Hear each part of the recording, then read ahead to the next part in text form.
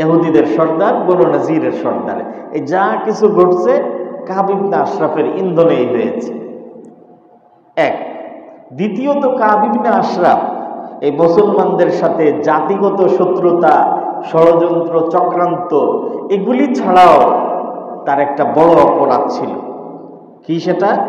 সেটা হলো হযরতে নবী পাক আলাইহিস সালাতু ওয়াস সালামকে সে অশ্লীল, নগ্ন, বিবস্ত্র ভাষায় গালিগালাজ করত।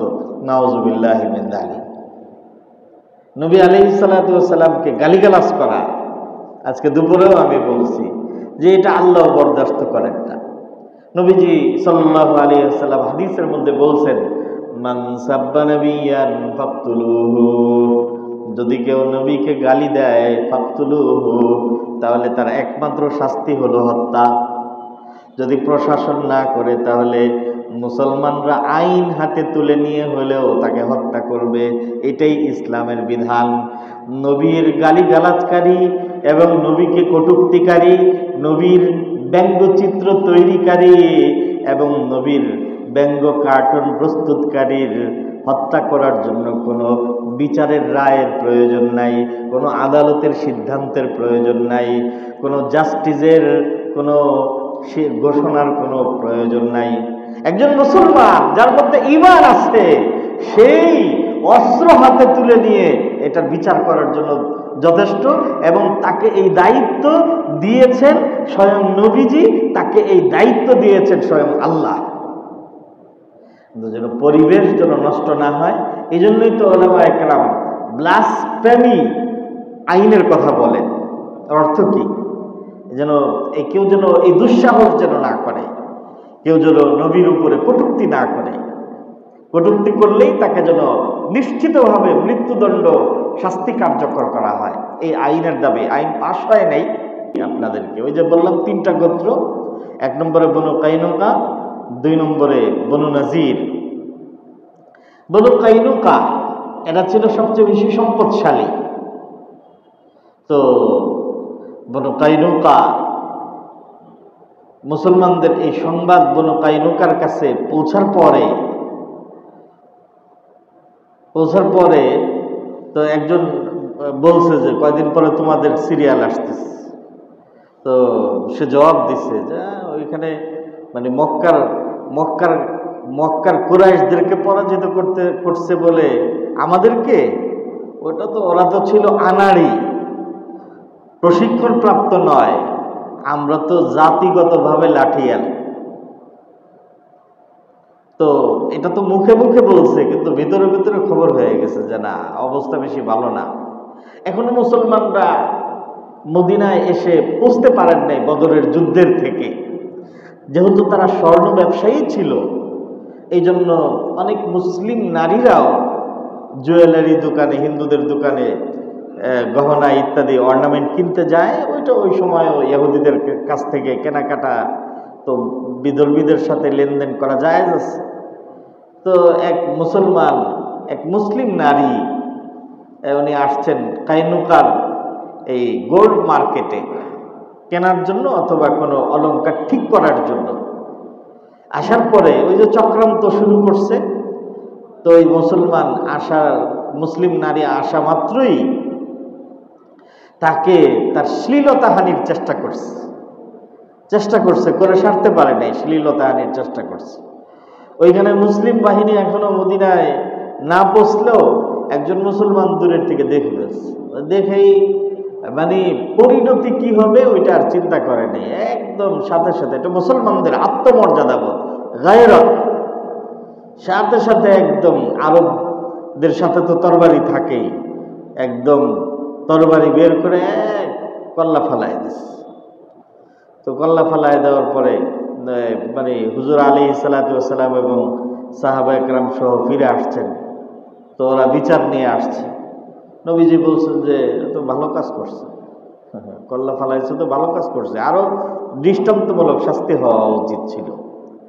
তো এভাবে করে এরপরে শুধুমাত্র তাই না, এটার অপরাধে হযরতে নবী পাক আলাইহিস সালাতু ওয়াস সালাম তাদেরকে তাৎক্ষণিকভাবে বলেন যে তোমরা মদিনা ছেড়ে, শহর ছেড়ে চলে যাবে। তো বনু কাইনুকার লোকজনদেরকে মদিনার থেকে বের করে দেয়। এরা মদিনার থেকে বের হয়ে সব দুষ্ট একসাথে হয়, আরো দল ভারী হয়। মদিনার মূল শহরের বাহিরে ইহুদিদের আরেকটা আবাসন ছিল, নাম ছিল আপনার বনু নাজির। এই বনু নাজিরের মধ্যে এসেরা একত্রিত হয়। আল্লাহু আকবার। ওদিকে এখনো কিন্তু প্রেক্ষাপট চলতেছে, মূল ঘটনাটা আসে নাই, একটু বুঝেন। আমি শুধু সম্পর্কটা বুঝাচ্ছি যে ইহুদিদের সাথে আর মুসলমানদের সম্পর্কটা কোন পর্যায়ে। ওদিকে মক্কার মুশরিকরা এবং কাফেররা বদরের যুদ্ধে পরাজিত হয়ে এরা দাঁত কটমট করতে থাকে যে কিভাবে মুসলমানদের থেকে প্রতিশোধ নেওয়া যায়। তো প্রতিশোধ নেওয়ার পথ হিসাবে তারা নিজেরাই এটার দায়িত্ব অর্পণ করে। আবু জেহেল তো বদরের যুদ্ধে মারা গেছে, নিহত হয়েছে। বড় বড় সর্দাররা বদরের যুদ্ধে নাই হয়ে গেছে।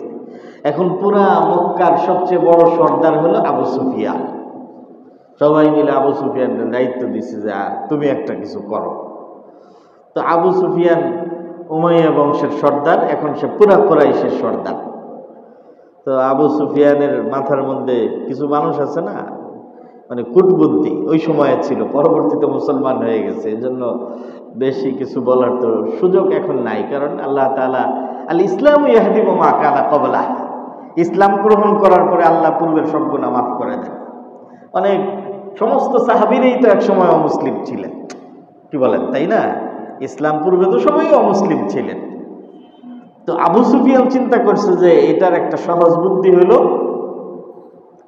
যে মুহাম্মদ, আচ্ছা হুজুর সাল্লাল্লাহু আলাইহি সাল্লাম কিন্তু আবু সুফিয়ানের জামাই, কথা বলে না কেন? আর আবু সুফিয়ান হলো হুজুর সাল্লাল্লাহু আলাইহি সাল্লামের শ্বশুর। তো আবু সুফিয়ান চিন্তা করলো যে এটার একটা বুদ্ধি আছে। বুদ্ধি হলো এই যে মুহাম্মদ সাল্লাল্লাহু আলাইহি সাল্লাম যে মদিনায় আসার পরে মদিনা ফেডারেশন তৈরি করছে, মদিনার সনদ, যার একটা গুরুত্বপূর্ণ পাঠ হলো ইহুদি। ইহুদিদেরকে মুসলমানদের থেকে আলাদা করতে হবে, তাইলেই মানে সহজে মুসলমানদের থেকে প্রতিশোধ দেওয়া যাবে। এটার জন্য আবু সুফিয়ান কিছু লোক বল 200 লোকের একটা বহর নিয়ে আবু সুফিয়ান নিজে আসছে মদিনায়। মদিনায় এসে মদিনার এই যে বনু নাজির, দুষ্ট ইহুদিদের দ্বিতীয় গোত্র বনু নাজিরের বিভিন্ন সর্দারদের বাড়িতে গেছে। বাড়িতে গিয়ে বলছে যে দেখো আমাদের সাথে কি ঘটনা ঘটছে তোমরা তো জানো, অতএব নিজেদের আত্মরক্ষা যদি চাও তাহলে মুসলমানদের সাথে সম্পর্ক ছিন্ন করো এবং আমরা আর তোমরা মিলে একটা অ্যালায়েন্স গঠন করি, এরপরে আমরা জোটবদ্ধভাবে মুসলমানদের উপরে আক্রমণ করব। ইহুদিরা তো চাচ্ছিল এটা, এমনি নাচনেওয়ালি, তার উপরে আবার ঢোলের বাড়ি, বাস একদম মিলে গেছে। তো কথাবার্তা পাকাপোক্ত হয়ে গেছে। পাকাপোক্ত করে আবু সুফিয়ান তো চলে গেছে। যাওয়ার সময় একজন আনসারি সাহাবীকে হত্যাও করছে এবং আরেক আনসারি সাহাবীর একদম ফসল ভর্তি, মাঠ ভর্তি, একেবারে ফসলে ভরা মাঠ এবং ফলে ভরা বাগান, এগুলি জ্বালায় পোড়ায় ভস্মী, ত্রাস সৃষ্টি করা যাকে বলে, ত্রাস সৃষ্টি করে এবং একজনকে হত্যা করে সে মক্কায় ফিরে গেছে। নবী আলাইহিস সালাতু ওয়াস সালামের কাছে সংবাদ পাওয়া মাত্রই নবীজি তাড়াতাড়ি তার পশ্চাৎ ধাবন করার জন্য বাহিনী পাঠিয়েছেন। বাহিনীর সাথে সাথে পিছনে দৌড়াইছেন, কিন্তু তারা টের পেয়ে এত দ্রুত গতিতে দৌড়াইছে, আচ্ছা দৌড়ানোর এত দ্রুত গতিতে পালাইছে যে আরবের আপনার এই বালু মাটির পথে আপনার পুরো একটা বহর আর বাহিনী যদি হেঁটে যায় তাহলে দাগ পড়ে যাবে না? এই দাগটা যাতে না থাকে এই জন্য নিজেদের খাবার দাবার ইত্যাদির কথা চিন্তা না করে দৌড়ায় পালাইছে। আর পিছনের সারিতে যারা ছিল তাদের দায়িত্ব ছিল যে আমাদের রসদপত্রের মধ্যে যত ধরনের ছাতু আছে এটা এমনভাবে ছিটাবা যেন ওই যে মাটির দাগ মিশে যায়, যাতে করে বোঝা না যায়। এই জন্য তারা ওগুলি ছিটাইতে ছিটাইতে চলে গেছে, কিন্তু এটাই আসলে একটা দাগ হয়ে গেছে যে এইখান দিয়ে তারা গেছে। তো বাহরাল তারা এত বেশি সামনে দ্রুত চলে গেছে, একটা পর্যায়ে মক্কার সীমানার মধ্যে চলে যাওয়ার পরে তো আর মুসলমানদের ওইটার ভিতরে ঢোকার আর সুযোগ নাই।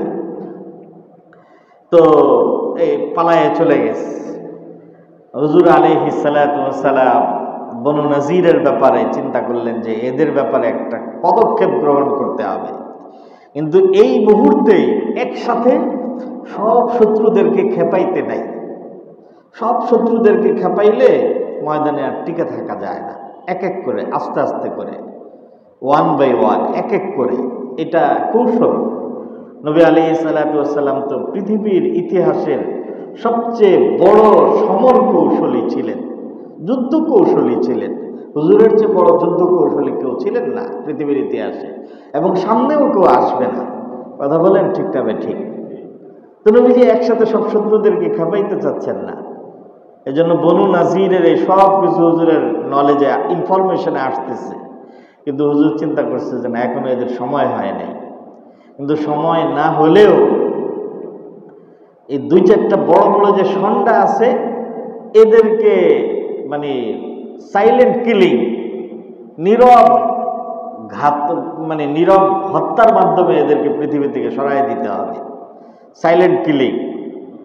তো এই বনু নাজির ছিল ইহুদিদের মধ্যে সবচেয়ে বড় দুষ্ট, আর এই বনু নাজিরের মধ্যে সবচেয়ে বড় দুষ্ট যে লোকটা, তার নাম ছিল কাব ইবনে আশরাফ। কি নাম? কাব ইবনে আশরাফ। কাব ইবনে আশরাফ।